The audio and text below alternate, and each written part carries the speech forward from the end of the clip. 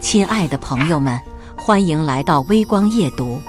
笑死！一觉睡醒，有人造谣我年薪100万，结果我自己都还没破房，我亲戚们破房了，给你大伯母转20万翻屋子，把你的公寓过户给你表妹，你住公司就行，反正还能再挣。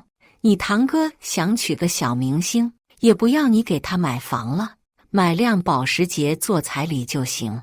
你一女娃留5万就够用，老大不小的人了，再大手大脚的话，人家2婚的都不娶你。见到此情此景，我也激动了，想屁吃呢？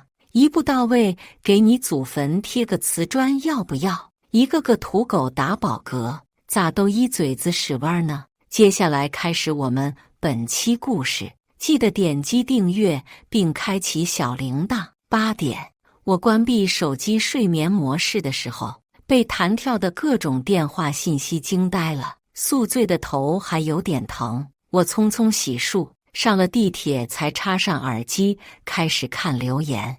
朋友圈点赞留言已经99加，我才想起来，昨天公司团建大冒险输了，小组长给我 P 了一张100万工资图，让我不分组发朋友圈2小时。本来半夜发2小时不打紧，然而我回去倒头就睡，忘了删了。之前我发个朋友圈，点赞从没超过3个的，现在看着56个点赞，人有点晕乎。下面的留言已经爆了，哟，年入100万啊，富婆。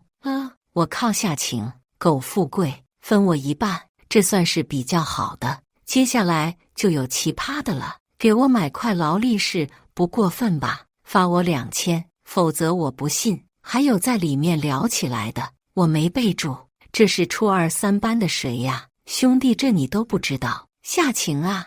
被数学老师连扇28掌那个，是他呀，牛逼，抱拳。下情同学，我是体育委员，看在同班同学的份上，借我20万花花。我瞬间清醒，当初因为撞了躁郁症数学老师的枪口，我被打到槽牙松动，嘴角出血，怎么所有人都是嘲笑我呢？还给你20万花花，花你妈！我反手拉黑了，但我留了个心眼，拉黑之前我截了个图，私信留言也很多，无外乎奉承的、问真假的、酸的和借钱的。转眼地铁到站，我先打卡进了公司。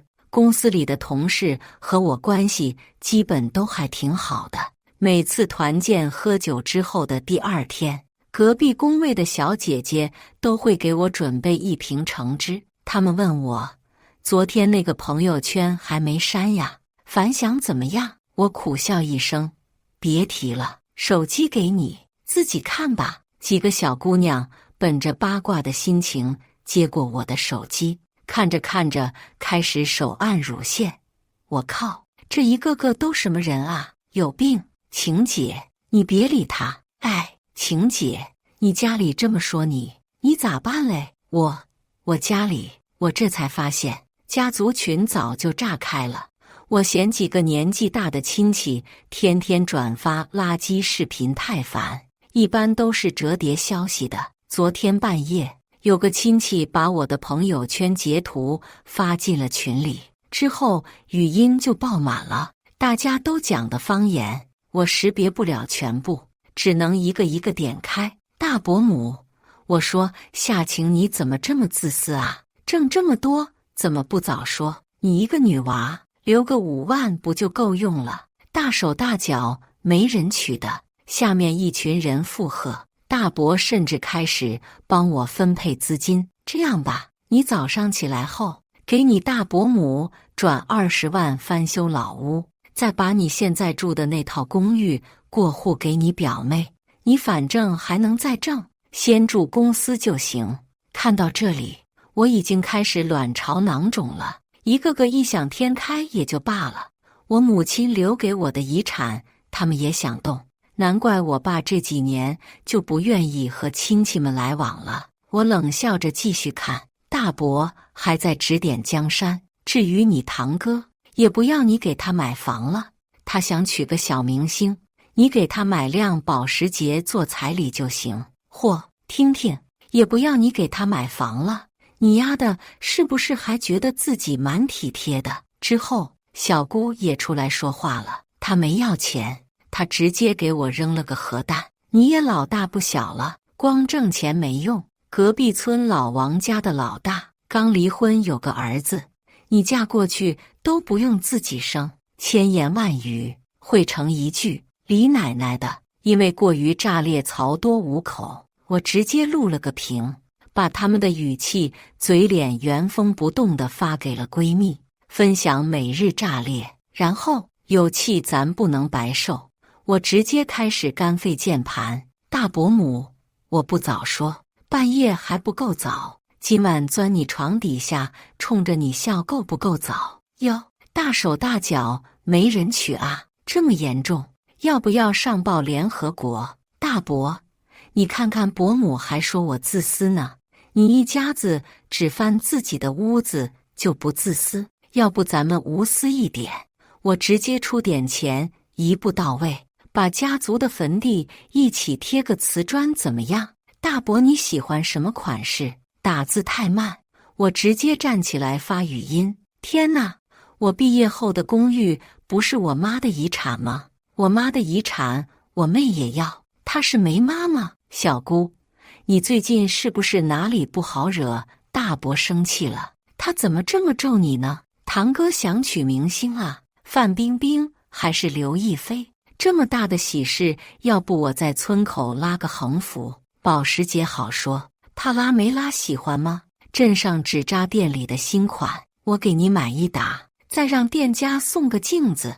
你说伯母也真是的，从小都不告诉你自己什么鬼样子，真惨。别客气，我给你买10个平方，贴满厕所，你们一家人都好好瞅瞅自己的样子。再次小姑，表妹就比我小1个月吧，让她下个月辞职回村吧，再有1个月就老大不小了，赶紧收拾收拾嫁过去，不用生孩子，永葆青春多自在。乳腺通畅了，我一回头，所有人都直愣愣地望着我。距离整点还有3分钟，可以讲微信的吧？有掌声缓缓响起，小组长拍着手，身后饮水机上，他的保温杯已经在哗哗流水。小组同事都开始拍手称快，牛逼！夏晴，你就是我的嘴替，会说多说，我的乳腺又好了。下次我亲戚作妖的话，你能帮我回怼吗？给你发红包，笑死！突然收获兼职1枚，这个时候大伯已经气死了。夏晴，你知道自己在说什么吗？不懂得尊老，你的书都读到狗肚子里了。又开始了。我微微一笑，那你呢？你这么不爱幼，日子是过到猪大肠里了。大伯母出来帮腔，长辈教育，你小辈没有回嘴的份儿。我语气夸张，又要不回嘴，又要吐钱，你应该去找 ATM 呀，取款机张嘴就能吐钱，你咋不去呢？是不喜欢吗？最后千言万语总结成一句话，都这么缺钱啊？最近汇率挺好的，我回头去天地银行多兑点。管够，没意思，我退了群，拉黑了这对老丑。正在依次清理黑名单人员的时候，没来得及处理的堂哥备注最智障，G 字头的排在最后面，给我打语音电话了。你个贱人，别给脸不要脸！你现在打电话给我爸妈道歉，再给我买辆车，否则我们不原谅你！我他妈立马就炸了！谁给脸不要脸呢？这是哪个土狗打饱嗝，一嘴子屎味儿呢？还他妈要我给你买车，要我养你是吧？行啊，先叫一声爸爸来听听，回头爸爸我自罚3杯，就算道歉了哈。夏晴，你什么你？我只是你爹，你他妈自己上赶着当孙子，老娘我可不是二郎神，别他妈上赶着认主人。堂哥拟了半天，最后就来了一句：我爸妈养我不容易，你可以对他们，但你得给我30万。我扑哧笑出声，不容易？有多不容易？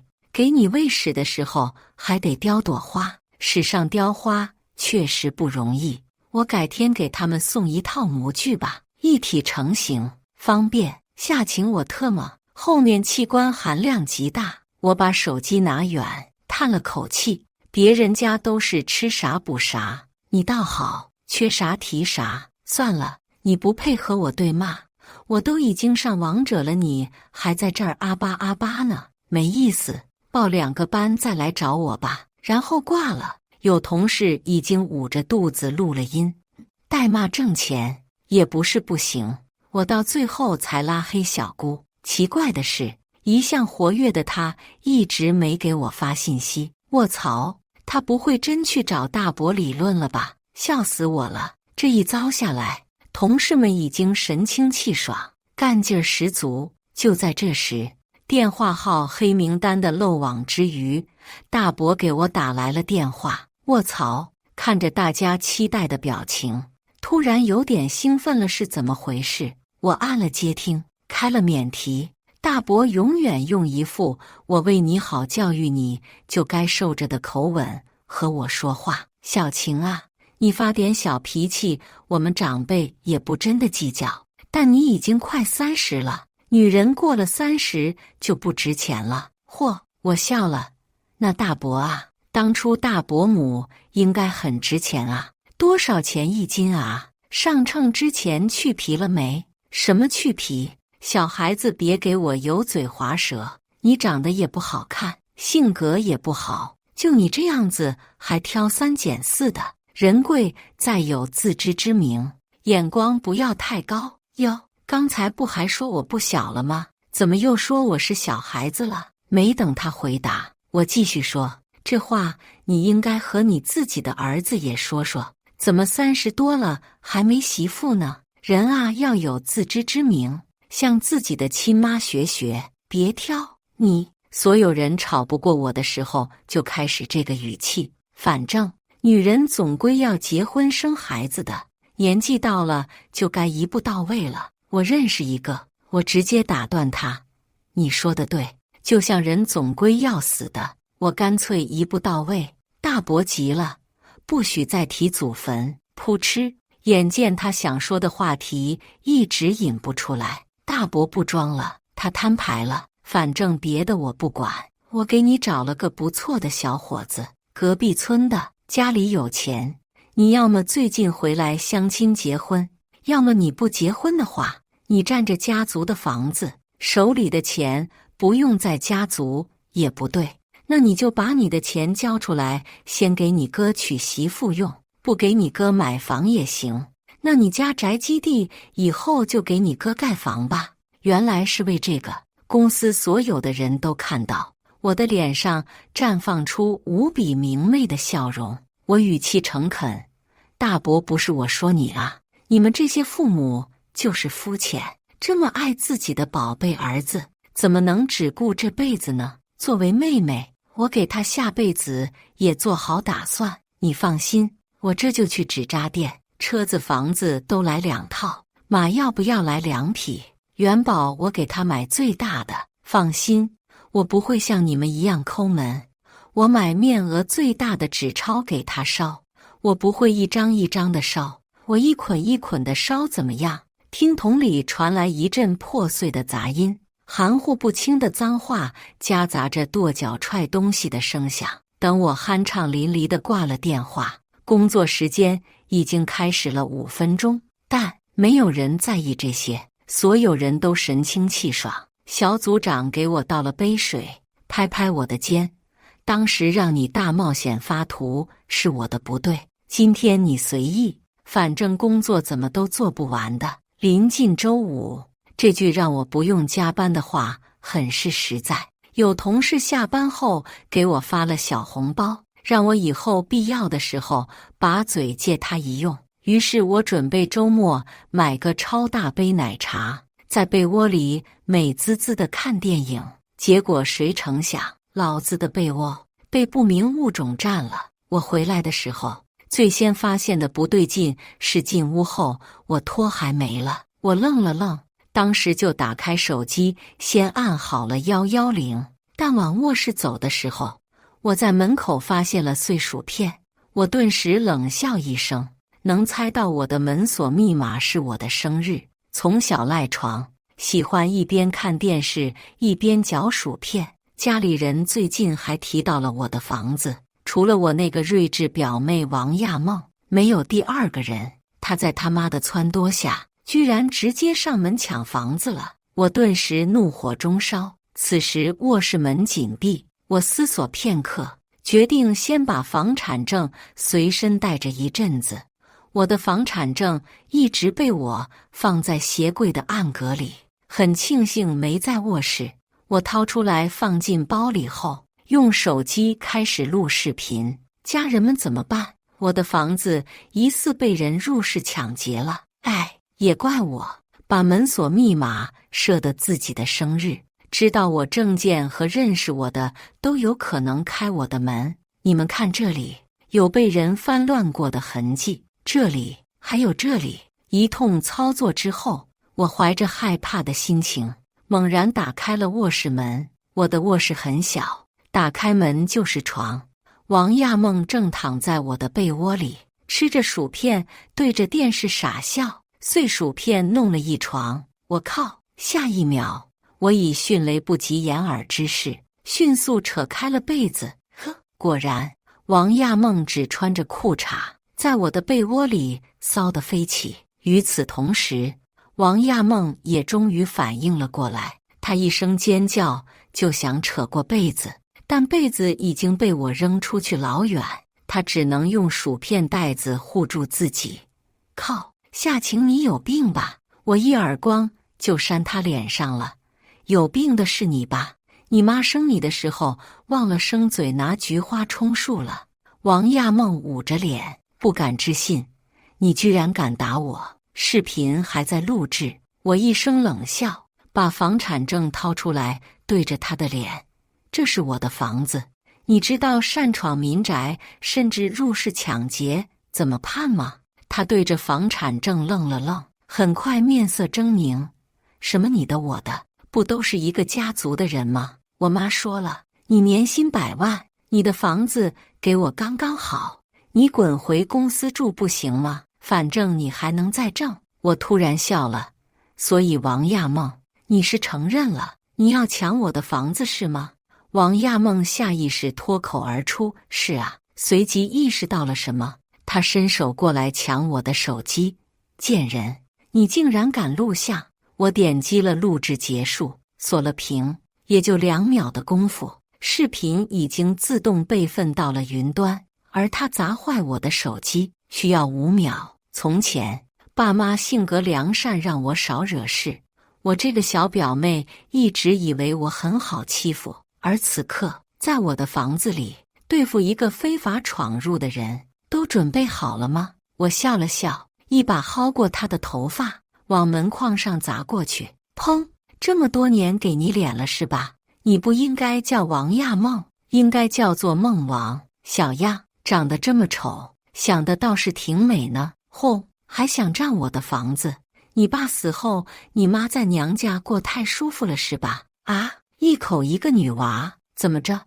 你不也是个独生女吗？怎么可着我一家3口欺负呢？就因为你妈性子骄纵，我爸妈为人和善，人善就得被人欺，对吗？王亚梦张开嘴要反驳，我随手捞起一把被子上的薯片，塞他嘴里堵住，又给了他一耳光。还是说，你已经不是女人了？你妈带你做手术安了个那玩意儿，怎么多加了2两肉？现在已经不知道自己几斤几两了。王亚梦啊吧啊吧稀里哗啦，愣是说不出一句话。我瞥了一眼地上屏幕已经碎了的手机，不过有一句话，我觉得你说的很有道理。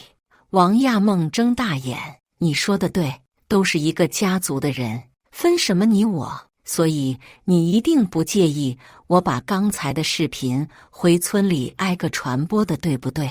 扑通，王亚梦猝不及防跪下了。表姐，我错了，对不起。你把视频删了行吗？我看着自己的指甲，手机8000，地毯1000，床4500，4件套500，新床安装搬运和打扫算1000吧。我抬起手，15000，转给我，我就不追究了。王亚梦瞪大双眼，你特么抢钱？我摆摆手，破手机和床你可以带走。王亚梦一屁股坐在了地上，掏出手机，你把我微信删了。我报了一串数字，支付宝也行，备注损坏个人财产的赔偿。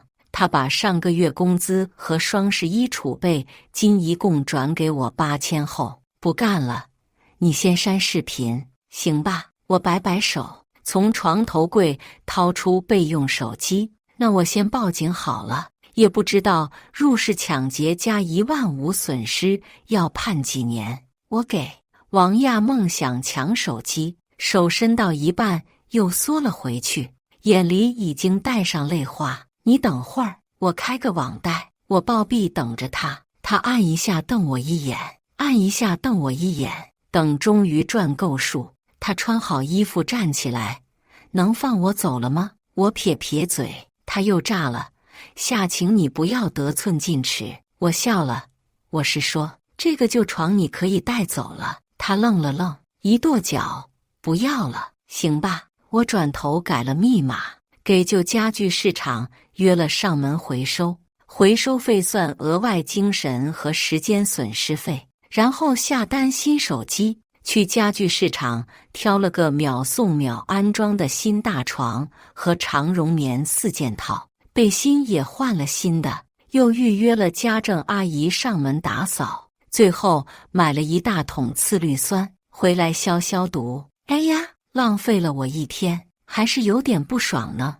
要不把他们微信都加回来，挨个发视频，笑死。哪天不爽了就这么干。翌日，我用多余的钱去逛吃，特地发了微博，王亚梦一定能看得到。闺蜜给我打电话，说她当时把我的群聊记录发了小红书，现在已经有200万人乳腺不适了。我于是给她说了我的回复，她捂着胸哈哈笑了10分钟，突然支棱起来。哎，我说夏晴啊，你玩小红书吗？要不我你一下，你自己把后续贴上，这一波绝对血赚啊！我火速清理了自己账号上乱七八糟的东西，然后把当初在家族群里的回怼记录发了上去。我靠，半个小时30万播放！我看着红点子和疯了一样刷刷乱窜，目瞪口呆。下面的评论都很快乐，老娘的乳腺得救了，真好！会骂多骂，姐妹，你开个班吧，我第一个交学费。等我周一回公司上班的时候，点赞已经破了5万，粉丝也有了5000。同事们对此也很感兴趣，有做过美妆博主的小姑娘帮我一通操作，开通了各种权限，帮我设置了报价，我居然可以接广告赚小外快了。后台找上门的商家已经有好几家，同事给我挑了那种可以嵌入在段子里的软植入，劝我试一试，如果能保持口才上的产出，做个语言类对人博主，现阶段就可以月入5、6千了。想了想我爸在外面工地风吹日晒的样子，我狠狠心动了，这等于工资突然翻倍了，何乐而不为？我立马接了2个试手，又给同事们都发了红包。在他们的指导下，我开始尝试录制不露脸的语音视频，总结一些骂人对人思路，再挑几个网友的问题进行解答。举个例子，身体部位骂人法不是用男女器官说脏话哈，越细越花，效果越阴阳怪气。初级例子，昨天没刷牙骂嘴这么臭。中级例子，你二大爷前几天窜稀窜你嘴里了是吧？高级例子 ，xxxxxxxxx 太脏掉了点功德。但这种视频别的博主也可以做，涨粉不快，所以同事还让我穿插了定点解答，把公事概括不了的一些特殊情况拎出来，一周做一个汇总，定制骂人方案。对我来说，小意思啦。果然，如同那个同事的预估，这个视频承包了主要的涨粉工作，发出去2天，我就成了2万粉博主，一条广告3000块啊，3000块！同事们也很激动，副业可以月入1万了。夏晴，这是你应得的，有钱进账的感觉实在太好，以至于我1个星期都没有时间去搭理老家那群人。直到他们发现我真的可以随便抛弃家族的人，他们坐不住了，生怕我真的年入100万不带他们了。于是下一个周末，我爸打电话确认我没在工作的时候，语气些许生硬地责怪了我一下。我能想到那群刻薄的人会和我爸说什么。我爸良善的性格一直是他们得寸进尺的底气，但自从我妈去世后，我爸看清了很多，才会选择长期外出务工不回来。所以我没有和我爸吵架。我说：爸爸，我先给你看2段视频。我把群聊记录和表妹抢我房子的视频发给了我爸。我说：妈妈这么多年被他们刁难，从没被正眼看过，阖家欢乐的场合也没能上过几次桌。我知道爸爸你也有苦衷，妈妈以前不怪你，我也不会。可是爸爸，现在妈妈留下的房子他们也要抢，我坚决不同意。不管我在外面要饭，还是真的年入100万，都不可以。爸爸沉默良久，末了他开口，声音苍老了很多：晴晴，我下个周末来你这里吧。我说好，然后把飘窗铺得尽可能暖和松软一些，让爸爸来了睡得舒服点。我陪他逛了1天，我攒下来的年假也批下来了。我和爸爸决定回老家1周。临走前，我爸却突然给李大伯家，也是大伯和小姑最大的仇家，打了个电话。回家之后，我爸马不停蹄地邀请了他们第2天晚上来吃晚饭。我不知道过程怎么样，但出去了1圈，回来之后他的话更少了，最后只和我说尽量这顿饭别闹太大，别的事情他会试着和大家聊。我顿时有些愧疚，如果我不惹事，可能表面的和平还能维持。于是我又录了1条骂人视频，还是搞钱吧，事已至此，钱越多，才能越早给爸爸好一点的生活。第2天下午，他们陆陆续续过来了。他们进来的时候，我正在客厅嗑着瓜子，看央视无限重播的《西游记》。女儿国王正在一口一个玉帝哥哥的叫，堂哥一家推门而入，带起一阵凉气。堂哥的语气也差不多凉，有些人啊，是真不孝，见到长辈也不知道叫一声。我抬起眼皮看了他一眼，突然指着他们开始啊，哈哈哈哈，嘎嘎嘎嘎嘎嘎，结，笑到他们一脸懵逼，还翻了翻自己的衣摆，看看有没有什么不对劲，之后才停下来，挨个打了一嘴招呼。堂哥一头雾水：夏晴，你有病？我摆摆手：不是你说我不孝的吗？我孝了也叫你们了啊，又要怎样？堂哥愣了半天才反应过来，我他妈说的不是这个孝。大伯母知道他说不过我，赶紧摆摆手：行了，别说了。一行人在沙发上坐下，我爸去买食材还没回来，原本没想到他们会这么早来，大家面无表情地看着《西游记》，气氛诡异。直到大伯母开口：夏晴，你29了是吧？我看新闻上说了，29岁是最佳生育年龄，你不会真想让你爸绝后吧？呵，搁这儿等我呢。我微微一笑：是啊，国家都劝我过了29就别生孩子了，我当然要听话呀。你，大伯母噎了噎，不甘心继续开口：你现在结婚怀孕的话，这个年纪刚刚好，生下来的孩子也健康。我嗤笑一声，我这个年纪做什么不是刚刚好？我这个年纪捡垃圾都能从大妈手里抢到2瓶子。大伯母眼看又要开始捂胸口顺气，小姑却突然推门而入了。笑死，小姑一个人来的，王亚梦这小睿智没敢回来。小姑明显是在门口偷听了几句，直接开始对我，这世界上就没有不要孩子的。此时电视剧里，唐僧刚喝完女儿喝的水，我笑得肚子疼，指着电视，你看看唐僧，一只蚊子都舍不得拍，这会肚子大了，不还是要闹着打胎？你小姑也废了。还好我爸采购回来，晴晴，来帮我弄饭吧。我毫不顾忌地对着这群人翻了个白眼，才去做饭。但我没想到他们如此作妖。一大桌饭菜端上的时候，他们撤掉了一张椅子。你一个女的，还是小辈，上什么桌？不光是我爸都愣了。这他妈是我家啊！我不管37、21，把椅子搬过来。下一秒，堂哥抬起腿，把我的椅子踹翻。他语气鄙夷：小打小闹也就算了，你正视自己的身份，祖宗的礼法不能破坏。呵呵，这一秒，我给他的坟头想了10几种装修方式。本来想把桌子掀了，但这是我家。我深吸一口气，做出了一个我这辈子最有素质的举动。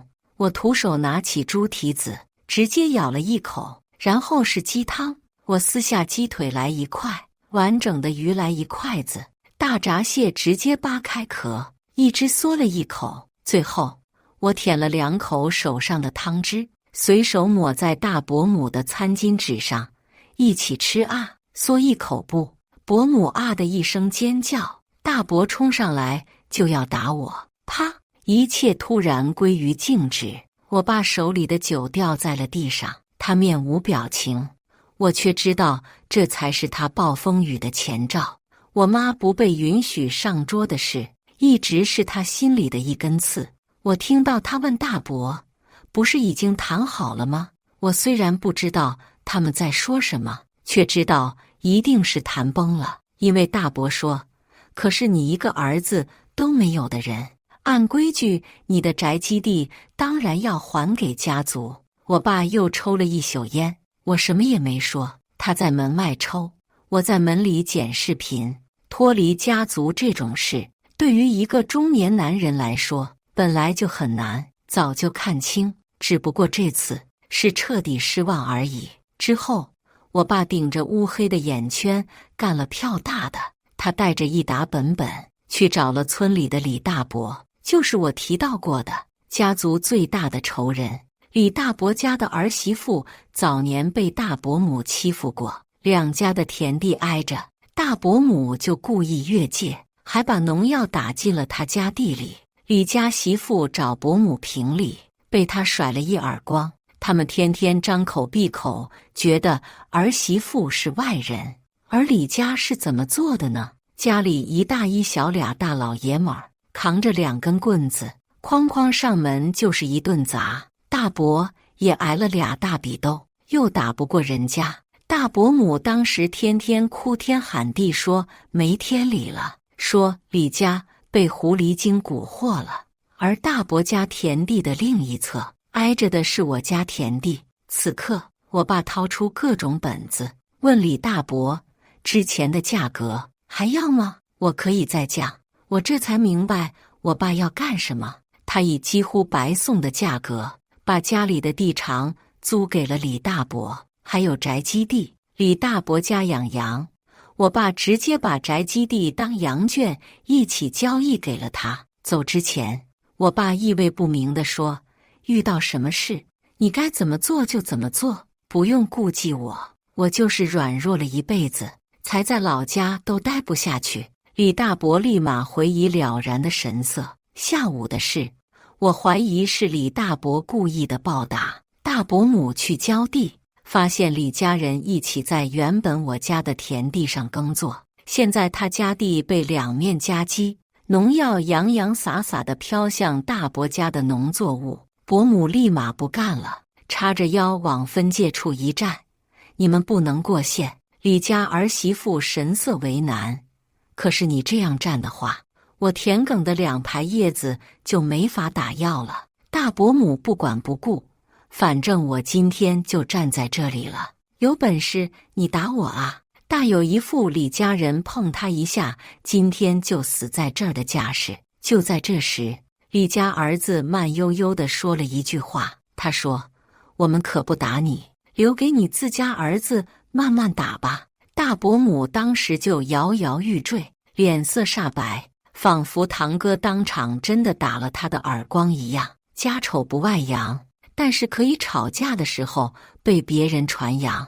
看来堂哥打父母的事情已经在村里人尽皆知了，在外豪横，在家挨打，他们值得。我顿时放心了，姜还是老的辣，以后大伯家的幸福生活也算是有保障了。我也终于相信我爸是彻底放下了，以后的日子就交给我吧。最后几天，我爸打算和村里有过交情的人告个别，就和我一起去城里生活。此时网上有个视频悄然开始流传，是我把每样食物咬了一口的视频。很显然，堂哥想反扑我了，但他人菜瘾大，以为自己多刷了几个抖音，发个视频就会爆火了，连个水军都不会安排。呵呵，我的同事们比我抢先一步刷到视频，他们立马把当初录到的我和大伯的对话语音发了出去。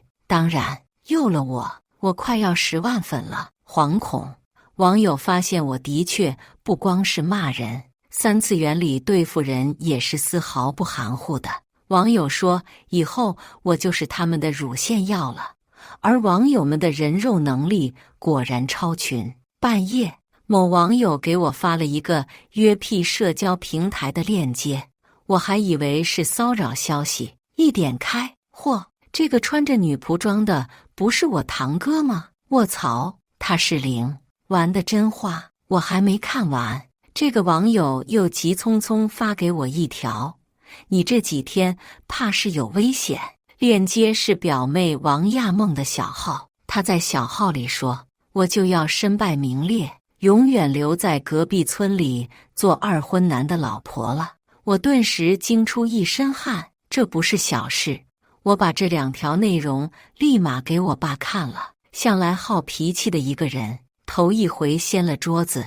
他带着老花镜，把这几个一个一个下载下来，一个一个点开研究，然后他天不亮就开个破面包出了门，天黑才回来。之后，爸爸握住我的手：“晴晴别怕，爸爸让他们都遭报应。”大伯突然打来电话，说隔壁村的老王今年带他一起干了不少活，正逢大家都有空，想一起去饭店里搓一顿。刚吵完架就喊吃饭，绝对有鬼。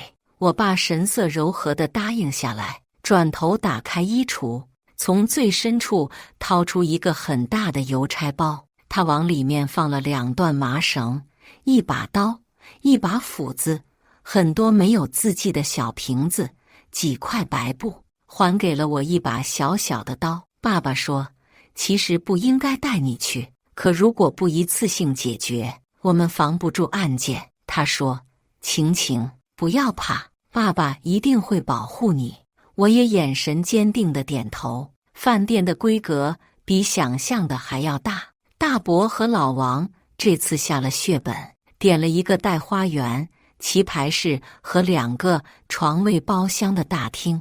饭桌外面有一个很复杂的花园，带亭子，特别幽深。而饭桌上，这次大家对我和我爸的态度都很好。王亚梦依然没敢回来，我和我爸坐在高位上，老王的儿子小王喝得满脸通红，依然试图灌我酒。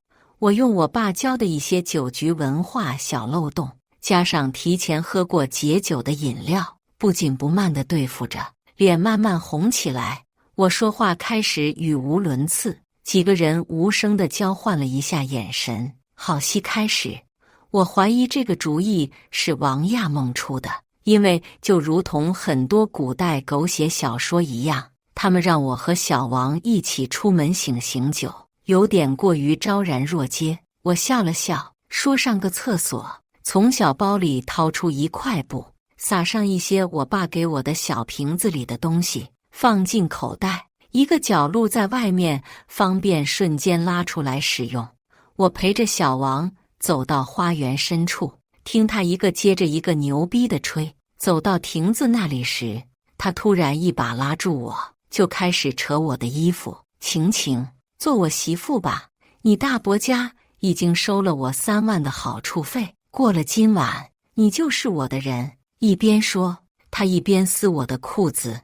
他们说，只要你衣服破了，就算生米煮成熟饭了。我劝你不要反抗，不然等会大家来抓你时，衣衫褴褛的不好看。我没和他废话，从口袋里抽出白布，就捂在了他脸上。这2秒格外艰难。等小王倒在地上，我的手臂已经被拧得快要断了，但我此刻极度紧张，心跳飞快，顾不得别的。我掏出鸟哨，吹了2声。我感觉过了很久很久。我爸扶着烂醉如泥的堂哥来到了亭子，随后我爸把我赶走，剩下的脏事我来做，你一边躲着去。余光里，我看到我爸开始撕扯他们的衣服，我又躲了接近20分钟，直到大伯母和小姑的尖叫声响起。我去前台拿了2瓶果汁，风风火火，一头热汗地赶往事发现场。怎么啦？怎么啦？怎么都在这里啊？一群人看到我，神色如同见了鬼。我堪堪抬起手遮住眼，指缝里，堂哥在下，小王在上，2个人加起来凑不出一条裤衩，已经全都变成了布片。堂哥身上红痕斑斑，而小王面色潮红，嘴里说着不堪入耳的污言秽语。卧槽！我爸这些瓶子里到底装的是啥？其他包厢的客人也陆续出来看热闹，拍视频、拍照片，还有叫我让一让，别影响他机位的。我乖巧的一个字都没回对。一群人热热闹闹的上前，想把2个人分开。看来我爸其中一个瓶子里装的是胶水，2个人分不开了。堂哥此时才悠悠醒转，他猛然瞪大眼，嗷呜一声，又嗷呜一声，第2声应该是拉到了不该拉到的地方，疼的。这一下他彻底清醒了过来，开始哭着找妈妈。他妈妈此刻没空保护他，因为他妈妈的头发正在老王手里。贱人，你说我3万块就是这么办事的？我带你接活，你就这么报答我？老子他妈杀了你！一群人打成一团，最后还是我喊了一嗓子，要不要叫个救护车，或者我报警？老王和大伯还有堂哥同时喊出声，别报警！你看，很多男的平时大言不惭，口出狂言，说不介意自己的视频被人看，是因为他不是被羞辱的那个而已。真遇到这种事，怕是哭得比谁都凶吧。翌日，我们就彻底离开了这个村子。我好心去道别的时候，一个个都避我如瘟神。那个时候，堂哥正在打他妈，他妈身旁是一地散落的酒瓶子。妙啊！你以为这就是结束了？当然不是。爸爸的工作做完了，我的还没有。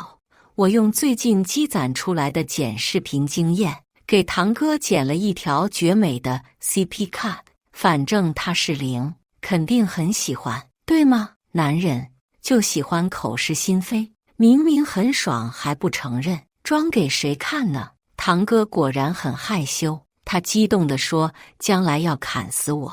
我又笑眯眯地给他发了2样东西，我没备注，这是初2、3班的谁呀？可不能怪我，是我亲爱的表妹提醒的我哦。另一样是那天王亚梦闯入我公寓的抓包视频，当然我很贴心的给2点打了个小小的码。后来听说他们2家天天打架，每次小姑和王亚梦都是哭着离开的。哦，对了，半年后，王亚梦和小王结婚了，孩子的姓都不用争，特别美满。原来当初小姑是真心为我好，老大不小了就该嫁老王的儿子，好感动。我没有辞职，现在全部门的同事都是我的团队策划。我粉丝50万，一条广告的报价是3万，一周接1条，给小姑娘们定期分红求创意，居然真的做到了年入100万。小组长笑着说，哪天咱们把老板踹了自立门户都行。彼时一个游戏的开端，我以为引发了无数的麻烦，却不成想这原来是斩断烦恼的机遇，更是一场暴富的开端。我当然不指望做博主干一辈子，攒了半年前后，我终于和我爸有了个舒适的家。本来我想咬咬牙买个联排边户，我爸劝我买了个便宜的带花园的蝶树下蝶，做博主1年就能还完贷款，万一做不了博主了，工资也供得起。他天天找上蝶的老头子下棋喝茶，我又给他买了个能买菜的老头乐，天天出去逛公园看广场舞。我们时不时回妈妈留下的公寓里收拾收拾，我觉得这样的生活也挺好。当然，我骂人的功力是不会退步的，放心啦。感谢大家的观看，本期故事精彩吗？欢迎大家在下方评论区吐槽。如果你喜欢这类故事，记得点击订阅微光夜读，并分享给更多的人，这会对我帮助很大。再次感谢大家的观看。